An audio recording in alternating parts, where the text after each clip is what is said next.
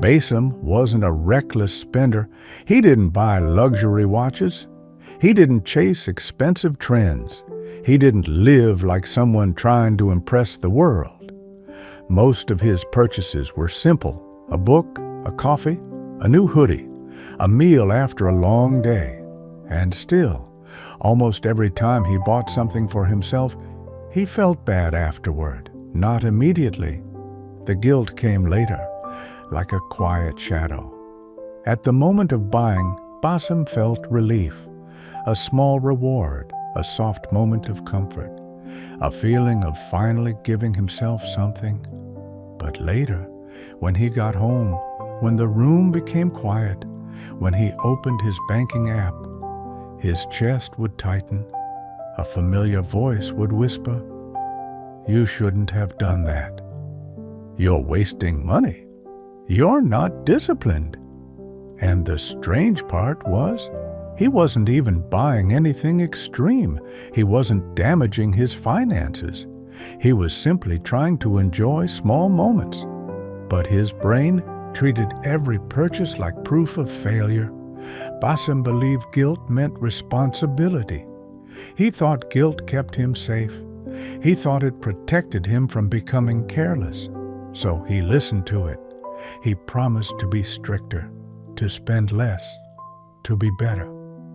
But the guilt never created calm. It only created tension. One evening he bought something small, a warm pastry after a long week. It wasn't necessary, but it felt good. For a few minutes, life felt lighter. And later that night, the guilt returned. That's when he asked himself a different question. Why do I feel guilty, even when I can afford it? The answer wasn't about numbers. It was about memory. Basim grew up in a home where money meant stress, where spending meant danger, where comfort wasn't something you allowed yourself easily. So his brain learned a rule early. Spending is unsafe. Years later, he had stability. He paid his bills. He wasn't broke. But the nervous system doesn't measure logic. It measures threat. And for Basim, spending still triggered threat. That's when he understood something important. Money guilt isn't always about money. Sometimes it's about identity. Deep inside, he believed good people sacrifice, good people save, good people don't want too much. So every time he bought something for himself, it felt like betrayal, not of his budget, of his identity. So he tried something different.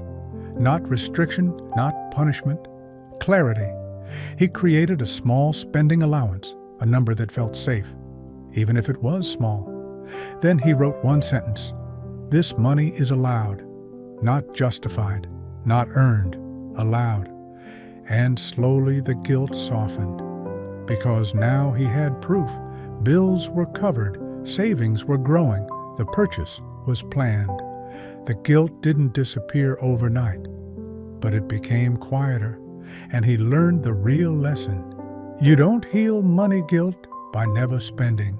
You heal it by spending with clarity. Because guilt is loud when money is unclear, but when you know what is covered, what is safe, and what is allowed, your nervous system relaxes. So if you feel guilty after buying something, even something small, you're not weak, you're not irresponsible. You might simply be carrying an old story. Start small. Create one calm system, a tiny allowance, a guilt-free space for joy, and teach your brain something new.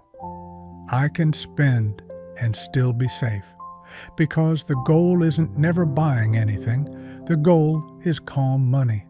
And if you want more peaceful financial stories like this, subscribe to Simple Money, Calm Mind. New videos every week.